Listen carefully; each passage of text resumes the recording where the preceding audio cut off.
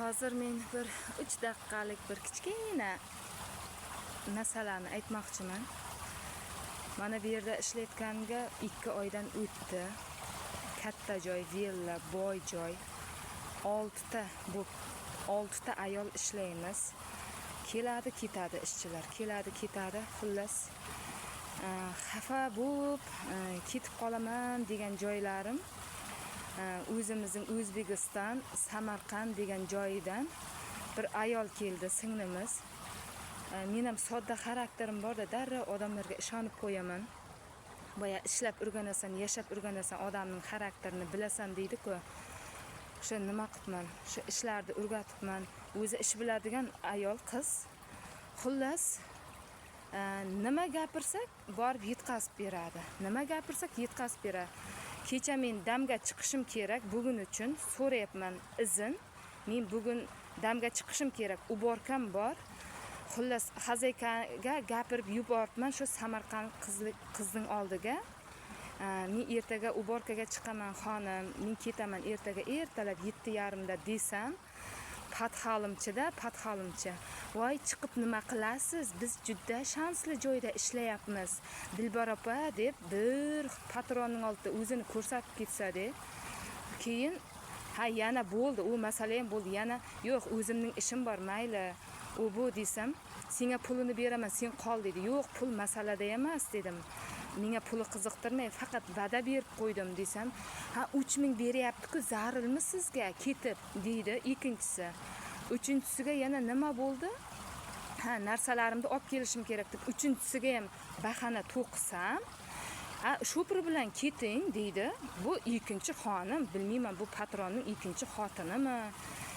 Bilmayman, xayolda nima narsa bor. Shu jahlim chiqdi-da, xonim ketgandan keyin aytdim, sen dedim, qo'pol bo'lsa ham qisib o'tirsang bo'lmaydimi dedim. Sendan so'rayapmanmi dedim. Men dedim, qachon tildan qop, hadi gapir, mening joyimdan men gapira olmayapman, men qo'rqayapman degandan keyin gapirsang bo'ladi.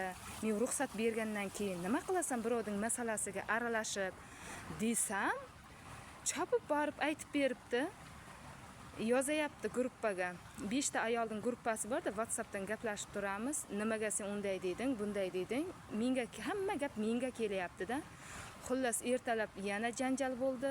Abitdan keyin xonamdan chiqib ket dedim. Men sen bilan yotishni xohlamayman dedim. Uni ham borib aytib berdi. Oxiri aytdim, xonim dedim, men ishdan chiqaman dedim. Menga kerak emas dedim. Ishingiz ham, minnatingiz ham kerak emas dedim.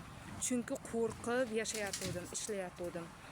Pulimni olayin, chunki ishlatib sal narushina qilib qo'ysa pulni bermay jo'natib yuboradigan xarakteri bor ekan.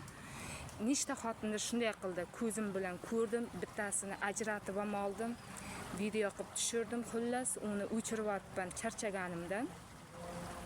Xullas, pulimni olayin, shu 1 oyligim, 20 kunligim kuyib ketmasin deb qo'rqib ishlab yurgan joyimdan bu ish chiqib o'tiribdi-da.